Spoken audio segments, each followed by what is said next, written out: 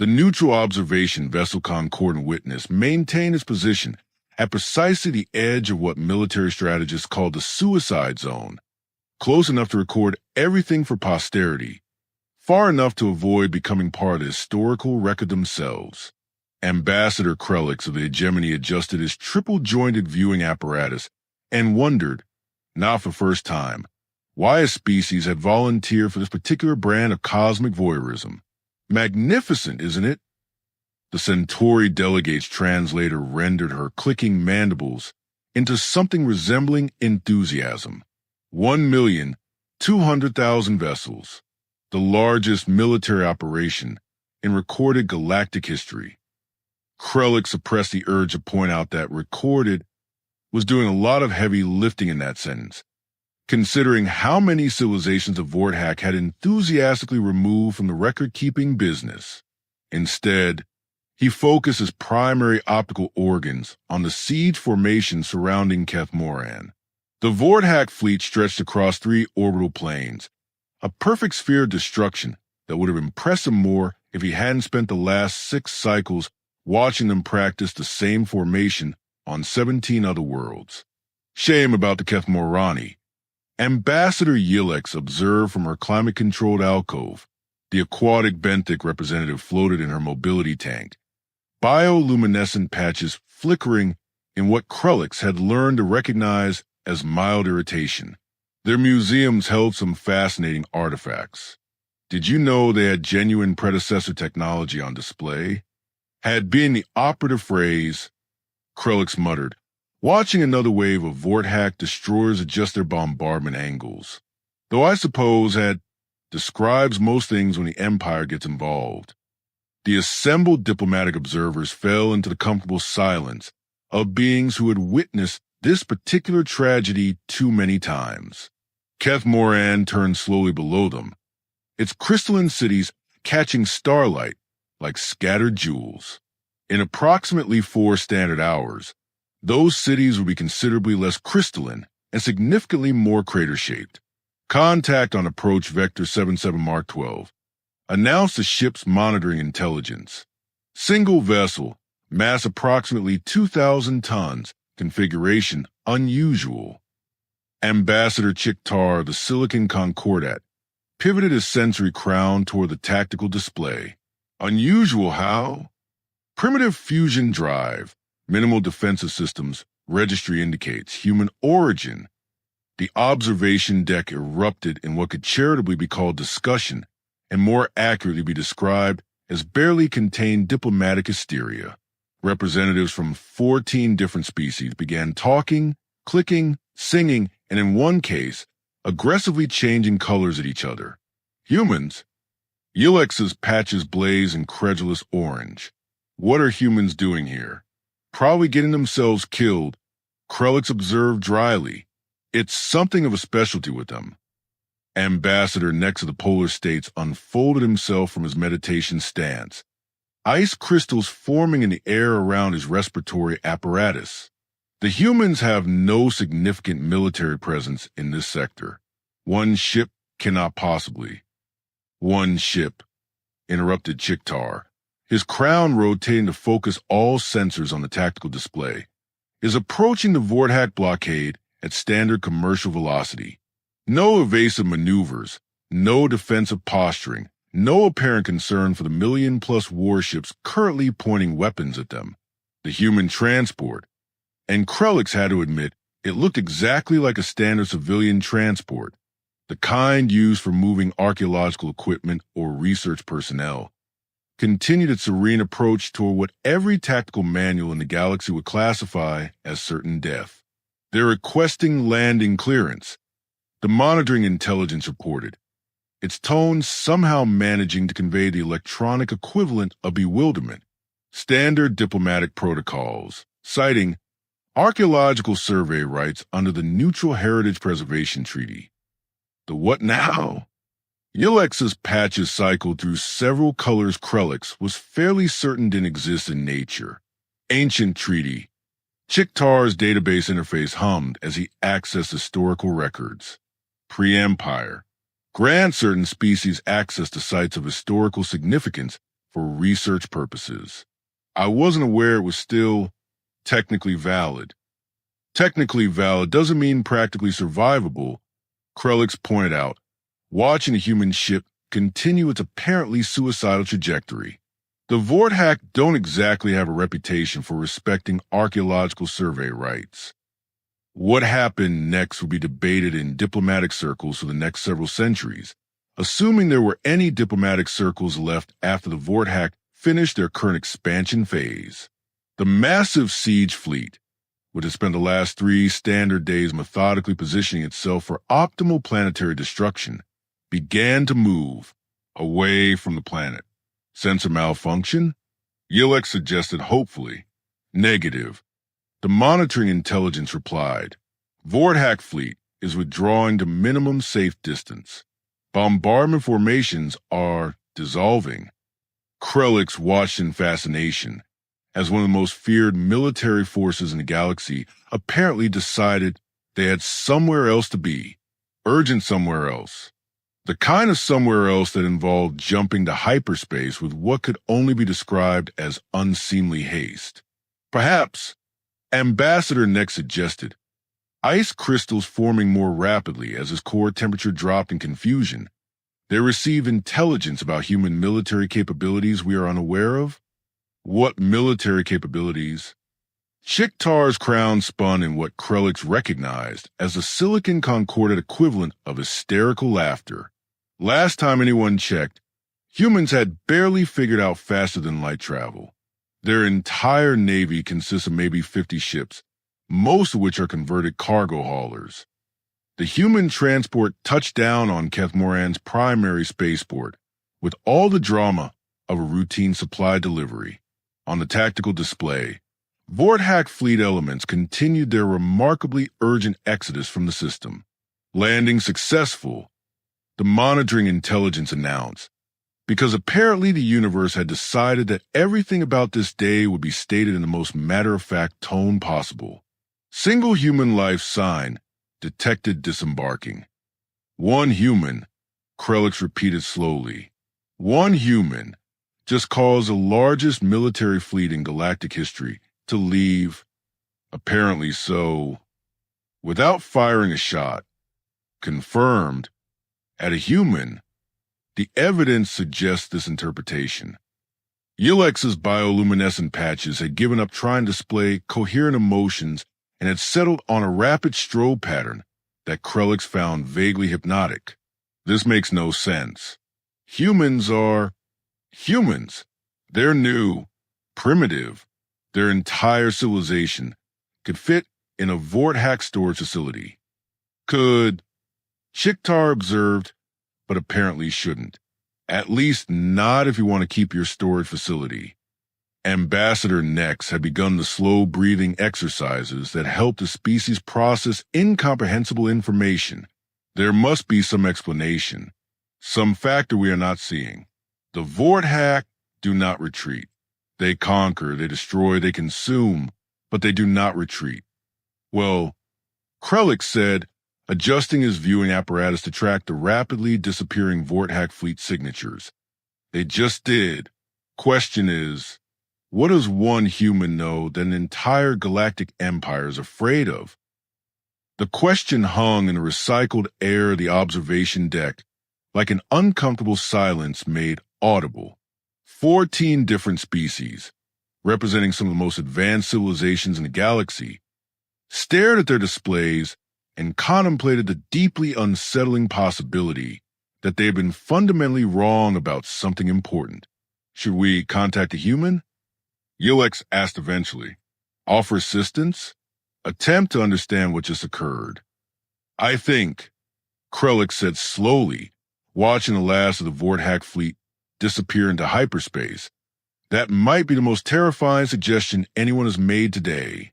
And considering we just watched a 1,000,000-ship armada run away from a single archaeologist, that's saying something. Below them, Kethmoran continued its rotation, its museums and archives intact, its crystalline cities catching starlight exactly as they had for the past 3,000 years. And somewhere on its surface, one human walked through galleries that should have been rubble examining artifacts that should have been ash, completely unbothered by the fact that she had just accomplished something that every military strategist in the galaxy would have declared impossible. The observation deck fell silent again, but this time it was a silence of beings who had just realized they might not understand the universe quite as well as they thought they did. Dr. Elena Vasquez stepped off the transport ramp and breathed deeply of Keth Moran's artificially maintained atmosphere. After 3 weeks in recycled ship air, even the museum world's sterile environmental systems felt refreshing. She adjusted the scanner array on her field pack and ignored the distant rumble of departing Vorthak engines. Apparently, the locals had gotten the message. The spaceport stretched empty around her, automated systems still functioning despite the complete absence of actual people. Emergency evacuation procedures had worked exactly as designed. The entire population relocated to the northern continents, while their orbital defense grid powered down in what the galaxy had learned to recognize as preemptive surrender, standard operating procedure when the Empire came calling. Elena consulted her handheld navigation unit and selected the most direct route to the Central Archive complex, 47 minutes on foot, assuming she didn't get distracted by any particularly interesting specimens along the way. Given that this was Keth Moran, that was an optimistic assumption. The wide pedestrian thoroughfares showed no signs of panic or hasty departure. The Keth Morani had perfected evacuation efficiency over the past century, ever since they declared their world a neutral heritage site and started collecting everybody else's cultural artifacts. Smart policy really made them valuable enough to preserve and non-threatening enough to ignore. Usually, Elena's comm unit crackled with panic chatter from the remaining Vorthak ground forces. Her universal translator, a piece of human engineering that worked considerably better than most people realized, rendered their communications into something approaching comprehensible terror. Confirmed human presence in Sector 7. Requesting immediate extraction. Not equipped for this kind of... Squad Leader Vexthal, respond. Your position is still marked as active. Squad Leader Vexthal is no longer available for communication. Elena paused in the intersection, checking her navigation display. The Vorthak comm chatter had taken on an interesting quality. She'd heard that particular combination of fear and resignation before, usually from graduate students who just realized their dissertation was fundamentally flawed. Command, we need evacuation now. The human is moving to the precursor wing. Negative, Squad 19. Maintain your position. With respect, Command, you're not down here. You don't see what she's doing. Enlighten me. A long pause, filled with a kind of static that suggested someone was trying very hard to find words for something that shouldn't require words. She's reading the labels. Elena smiled and continued her leisurely walk toward the museum complex. Behind her, another Vorthak transport lifted off with what could only be described as undignified haste. The Central Archive complex rose in the plaza like a crystalline mountain, its faceted walls designed to catch and reflect light from Keth Moran's binary suns. The Keth Morani had built their museum to last, and more importantly, to impress. Every surface gleamed with the kind of perfection that took serious money and even more serious technology to maintain. Elena appreciated craftsmanship when she saw it. She also appreciated irony, and there was something deliciously ironic about the fact that a species who spent 3 millennia collecting everyone else's artifacts had never bothered to develop decent security systems. The main entrance stood open, emergency protocols having unlocked everything when the evacuation began. Elena walked through doors that cost more than most planets' annual budgets and found herself in the Grand Atrium, a soaring space filled with displays representing 47 different extinct civilizations. Beautiful, she murmured, pulling out her scanner and beginning the first of what would be many, many readings. Her comm unit crackled again. Human detected in the Grand Atrium. Request permission to engage. Permission denied. All units maintain minimum safe distance. Define minimum safe distance. Different continent. Elena walked slowly through the displays, her scanner humming quietly as it recorded energy signatures, material compositions, and technological specifications.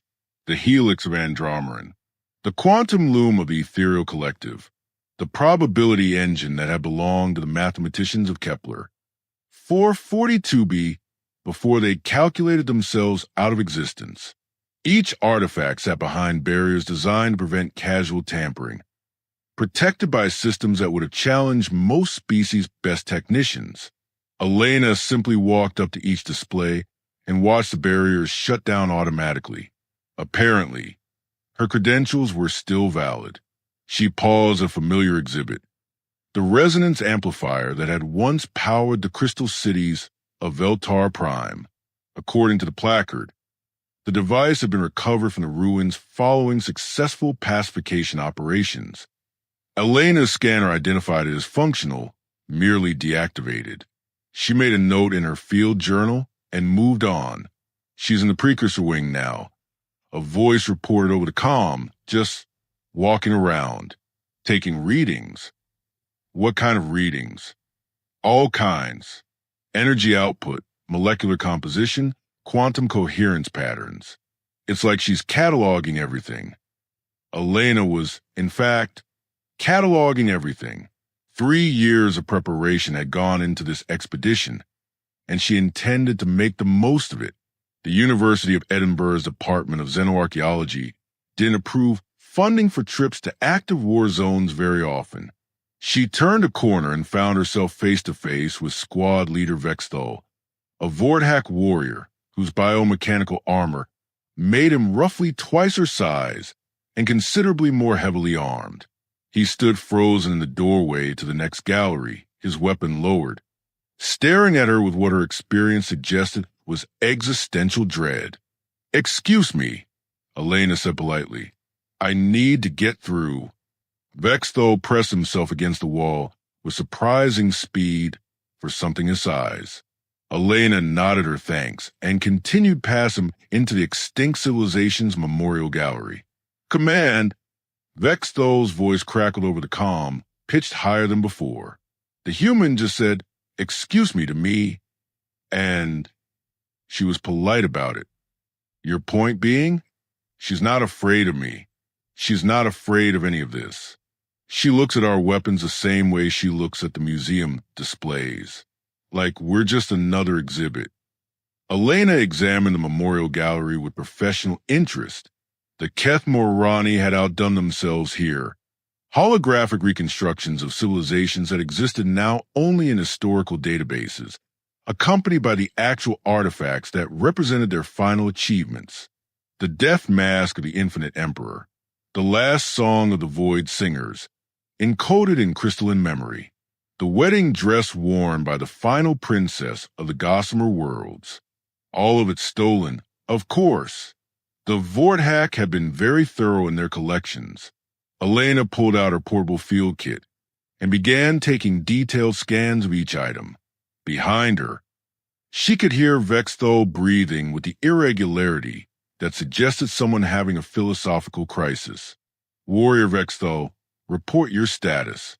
I'm watching a human document our war trophies. Command." She has a clipboard. "A what?" "A clipboard. And she's making notes. Very neat handwriting." Elena smiled and made another notation. The Field Guide to Imperial War Crimes was going to be a bestseller back on Earth. Fleet Admiral Zekmoth had conquered 47 star systems, pacified 6 rebellions, and personally overseen the cultural integration of 23 species. None of that experience had prepared him for explaining to his senior staff why the most successful military operation in Vorthak history was currently retreating at maximum velocity from a single human with a clipboard. "Sir," Combat Commander Yurthol leaned forward across the tactical table. His bioluminescent threat displays pulsing aggressive orange. "I must formally protest this withdrawal order. We have overwhelming force superiority, perfect tactical positioning, and no credible enemy resistance. This retreat makes no strategic sense. The admiral's mandibles clicked together in the pattern his subordinates had learned meant someone was about to be reassigned to a very unpleasant posting. Tell me, Combat Commander, how long have you been serving in the Imperial Fleet? 14 standard cycles, sir. I participated in 12 successful pacification campaigns. 12. Zekmoth's secondary arms folded behind his carapace. And in those 12 campaigns, how many humans did you encounter? None, sir. Humans are a minor species with limited expansion capabilities and no significant military. Stop. The Admiral turned to his intelligence officer. Ketvar, display the Aberdeen incident files. The holographic projector shimmered to life, displaying a star chart marked with a familiar red notation that meant classified beyond normal operational clearance. Most of the junior officers had never seen those particular coordinates before. Aberdeen Station, Ketvar announced, his voice carrying the carefully neutral tone of someone reading information he wished didn't exist.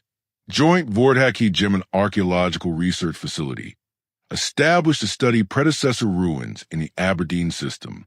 Population, 437 researchers, military personnel, and support staff.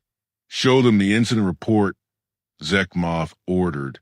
On stardate 2387.4, 3 human researchers arrive at Aberdeen Station, requesting access to the predecessor archives. Their credentials were valid under the Neutral Heritage Preservation Treaty. Standard protocols were followed. The hologram shifted to display the station itself, a massive structure built around and into a chunk of predecessor architecture that predated most known civilizations. It had taken the combined engineering capabilities of 2 different species just to make the ancient structure habitable. The humans spent 6 days examining the archives. Ketvar continued. They were granted standard researcher access to levels 1 through 7. They requested no special accommodations, caused no incidents, and interacted minimally with station personnel. Combat Commander Yorthol's threat displays flickered with impatience. Sir, I fail to see how 3 researchers constitute security.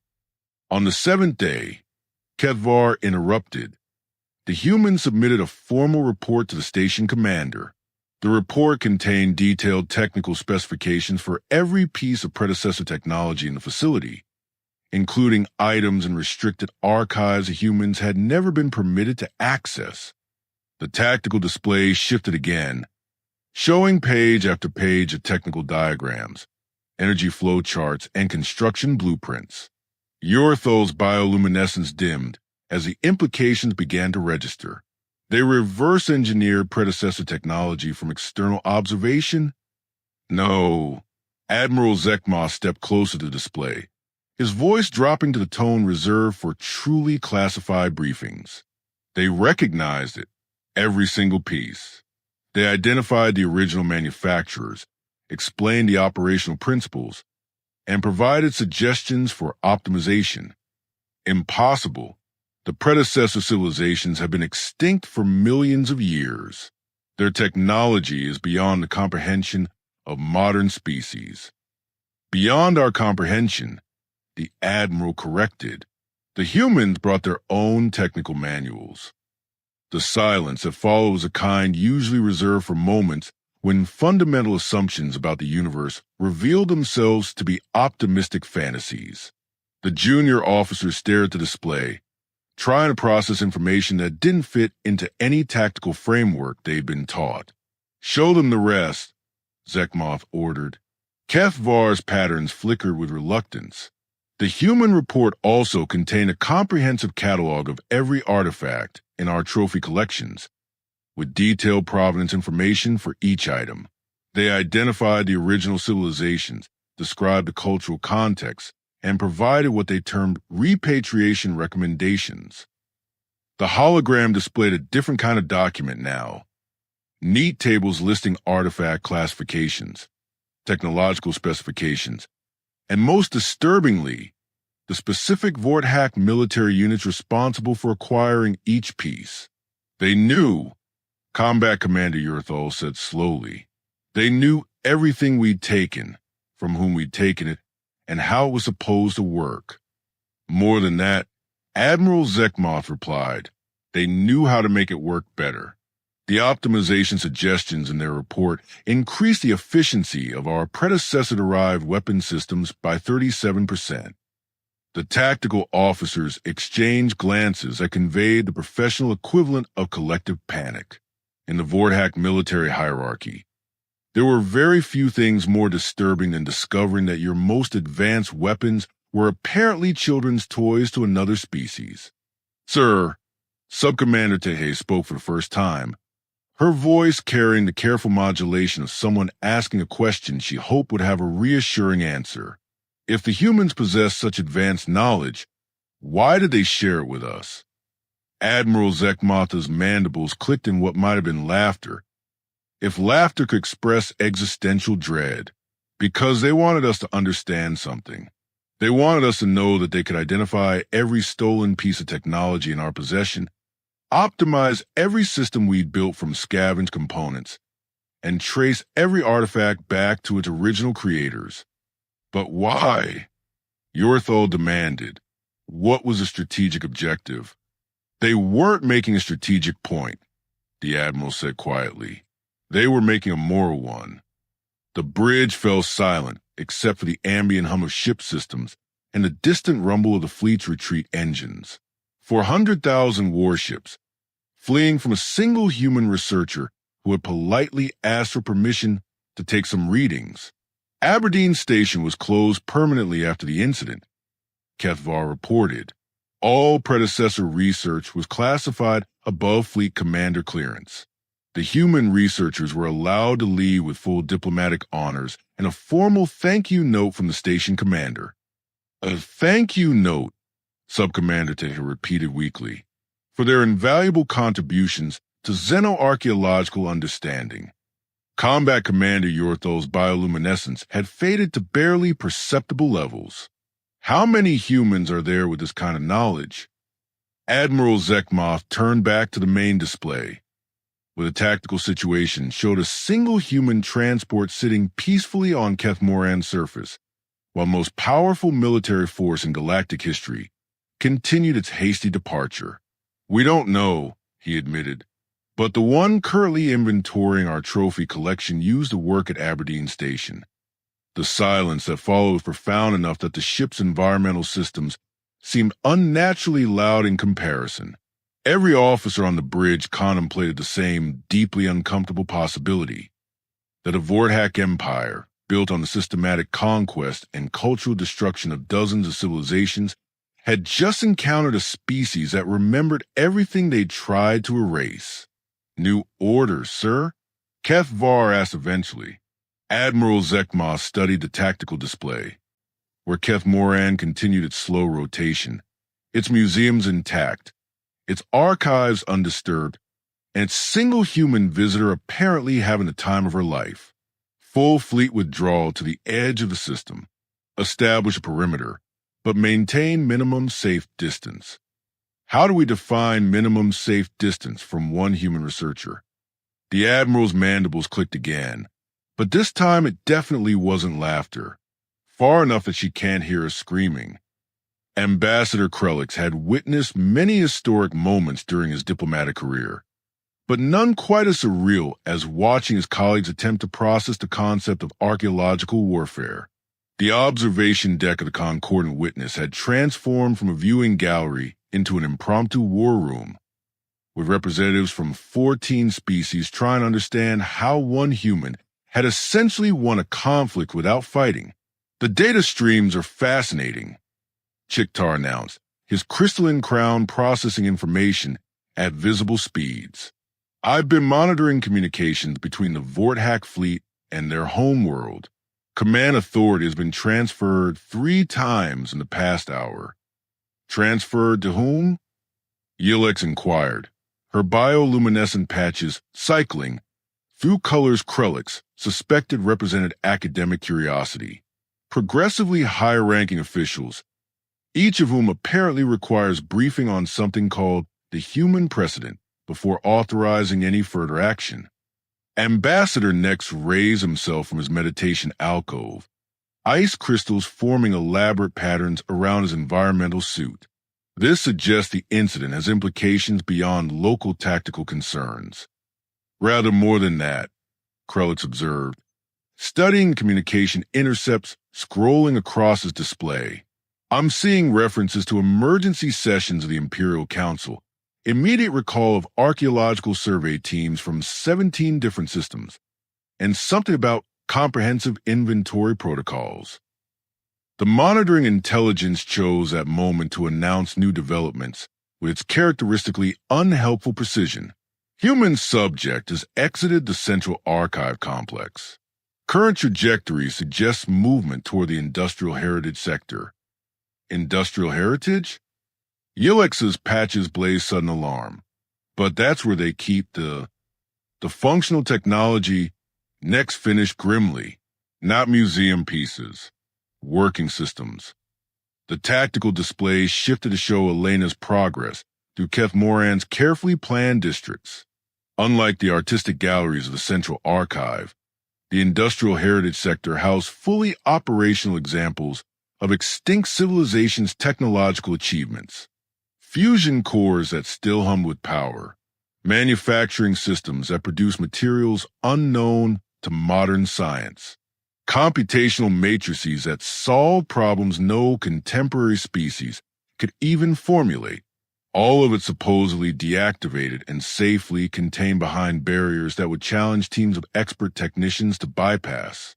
She's entering the Velturan manufacturing complex. The monitoring intelligence reported, security barriers are deactivating automatically. Krellix had stopped being surprised by this phenomenon, but his colleagues were still struggling with the implications.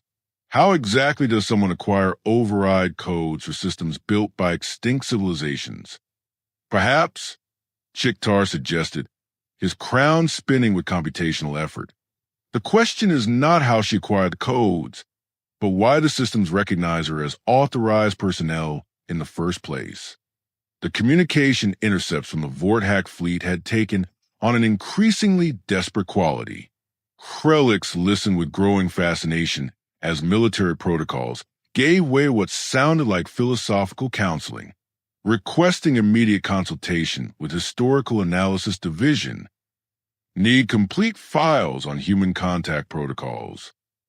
Has anyone considered that we might have fundamentally misunderstood? Fleet command to all vessels. Maintain current positions. Do not, under any circumstances, attempt to interfere with human operations on planetary surface. Sir, shouldn't we at least try to? Negative. Absolutely negative. If she wanted us gone, we'd already be gone. Ambassador Yelex's patterns had shifted to deep purple, which Krellix recognized as intense concentration. There's something we're missing, some factor that explains not just the Vorthak reaction, but the systematic nature of this entire event. Such as, think about it, a human archaeologist arrives at precisely the moment of a major Vorthak operation. She has access codes for technology that predates known galactic civilization. She carries documentation that apparently terrifies one of the most powerful military forces in the galaxy. This isn't coincidence. Nex had begun generating ice fractals that form complex geometric patterns around his alcove. You're suggesting coordination. Planning. I'm suggesting, Yelex said carefully, that we've been watching the execution of a very long-term strategy. The monitoring intelligence interrupted their speculation with news that sent several ambassadors into species-specific expressions of incredulity. Human subject has activated the Velturan Universal Constructor.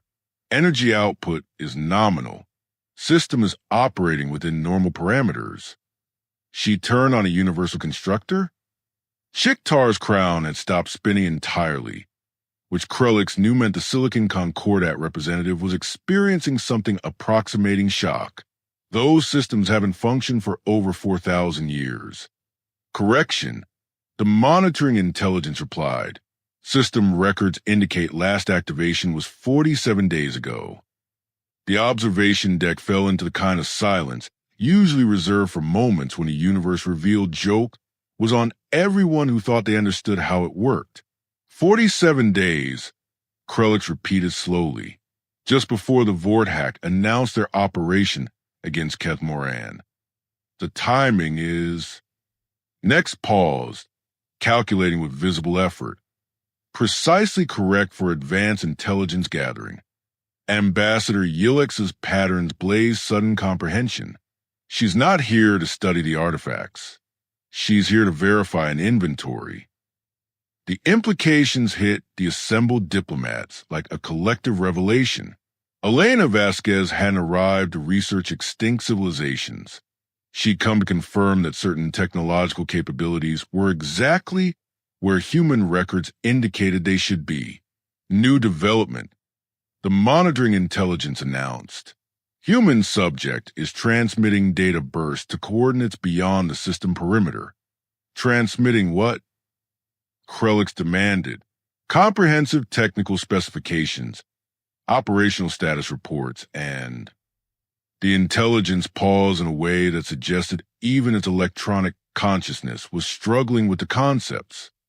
Resurrection protocols. Resurrection protocols for what?